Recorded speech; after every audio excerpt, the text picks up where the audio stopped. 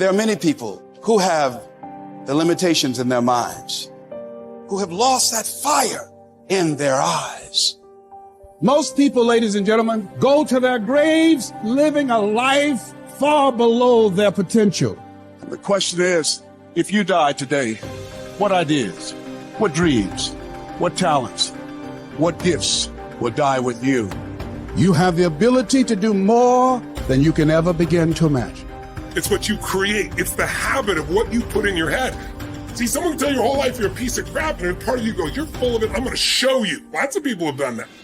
They never bought it. Or someone tell you you're beautiful your whole life. You go, I'm not really beautiful. So what people tell you doesn't matter at all. It's what you stack. It's what you assemble. You need to believe and know that you're one decision, one relationship, one meeting, one book, one thought, one something away from a completely different life. It's an effort play. If you don't have self-confidence, you've never kept the promises you make to yourself.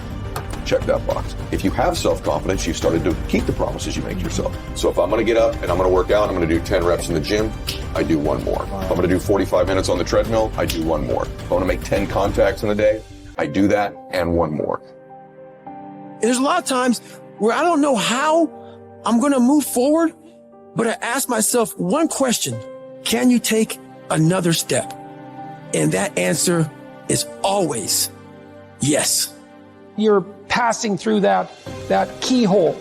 But if you pass through it, then something massive opens up on the other side. And it is definitely the case that disciplinary institutions, universities, are exactly that, is they're places of guidance, and they're places to encourage people to develop the discipline that's necessary to see beyond the discipline. I mean, that's why we have disciplines, right? I mean, the words aren't there by accident. And once that discipline was established, then the disciplined mind could explode in every direction, which is precisely what happened.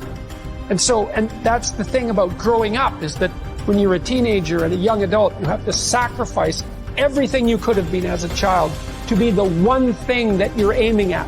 But then that opens up, and the universities are part and parcel of that process. Change is automatic, but progress is not. Start today, right now. What do I really want in depth? What are the rituals that will get me there? And then get yourself to start a few of those actions and lock them in place. If you make the changes in yourself, you're going to be proud, and no amount of money or accolades from other people can mirror the feeling of being proud of knowing you've taken back control of your life. Everything in life is always changing. We don't have to work on change.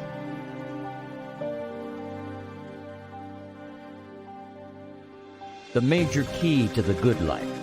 Every day in 1,000 different ways, we are trying to improve ourselves by learning how to do things. We spend a lifetime gathering knowledge in classrooms, in textbooks, in experiences. Now, if knowledge is power, if knowledge is the forerunner to success, then why do we fall short of our objectives? Why, in spite of all our knowledge and in spite of our collective experiences, do we find ourselves aimlessly wandering, settling for a life of existence rather than a life of substance? There may be many answers to this question. Your answers may be different than your associates or your spouses or your friends. The fundamental answer is the absence of discipline. Applying all that we know. Discipline. Self-discipline. We might add one more word here: consistent. Consistent self-discipline. It doesn't really matter how smart you are or how much you know if you don't use it.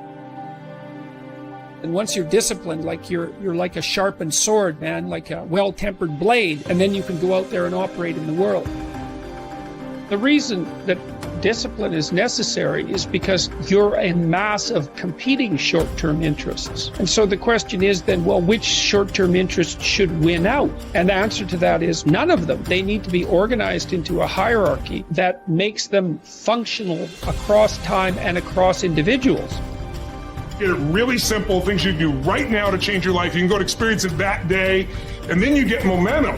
Day 1, day 2, day 3, day 4, and all of a sudden now what used to be hard to do is easy to do. And I think for anyone, you got to understand, anyone can learn anything. And I'm just not willing to settle for a life without passion and aliveness. That's just like, there's so much to learn, there's so much to grow. And then my view is, what's next is always better. If I make it so, it's my job to make it so. And I think that's how we have to navigate. But most of us have been conditioned not to take a risk. And once you peel the crust, peel that crust away and see who you really are, you open your mind to a whole nother world. So I've opened my mind up to a whole nother world that most people can't even fathom because they haven't dug deep. So people think I'm crazy because I found a whole nother way of living. I think they're crazy for never even trying to get to the other side of whatever's in front of them. So what drives me every day is finding more of myself. And being my best is a never-ending journey.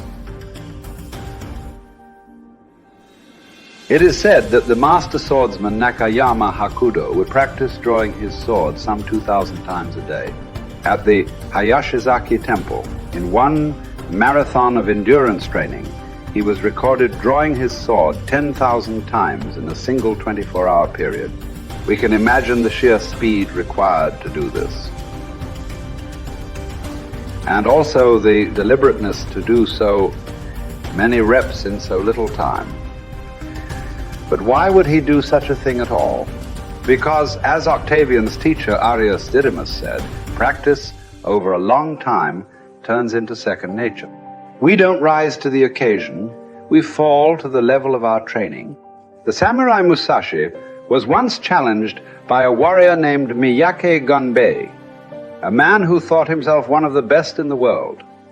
On his third attack, frustrated by his lack of success, Gunbei charged at Musashi in an aggressive lunge. Musashi, having prepared for this exact scenario countless times, replied, "That is not what you should do," then parried the blow with one sword and watched as the man gashed his own cheek against Musashi's other sword. How had he known? Practice. Chotan Siki Ren was Musashi's phrase. Training from morning to night. Oh, you've done that. Okay, do it some more. And after that, more. 1,000 days of training to develop. Musashi would write 10,000 days of training to polish. For a samurai, there was no such thing as pretty good. If a pretty good swordsman met a better fighter, he would die.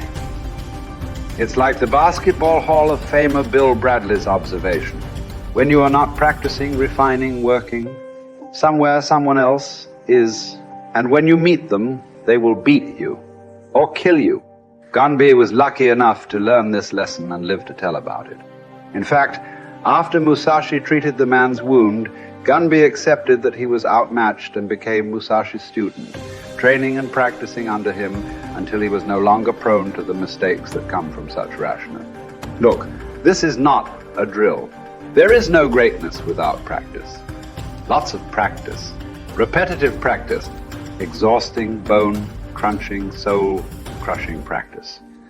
And yet, what emerges from this practice is the opposite of those three feelings. Energy, strength, confidence. You deserve that. Yes, your body will burn, but that's the evidence. From that burning comes real heat you can apply to your craft, to your work, to your life. The cellist Pablo Casals practiced continually late into his life, even long after he was widely considered a master, because he believed he was still making progress. In fact, we might say that progress and practice are synonyms.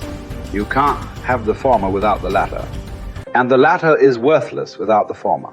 Drawing the sword from the scabbard, thrusting, blocking. To build up your stamina for those skills, you lift weights, you do conditioning. To put it all together, you spar. It's the same with music. You can jam with other talented musicians. You can put all those sessions together to learn new songs. But before all that, as Casals did, you can simply practice your scales in your bedroom for hours upon hours. What are those scales for you? You better know, and you better be doing them. No matter what you do, practice will make you better. Florence Nightingale wanted young nurses to understand that nursing was an art that required as hard a preparation as any painter or sculptor's work. Churchill spent many evenings practicing his impromptu performances. Only you know what it will look like to train in your art like a samurai, an Olympic athlete, a master in pursuit of excellence. Only you will know what you need to practice from morning until night. what to repeat 10,000 times. It won't be easy, but in that burden is also freedom and confidence. The pleasure of the flow state, the rhythm of second nature, the quiet calmness of knowing that from the practice you'll know exactly what to do when it counts. The pride and the dependability of doing it too.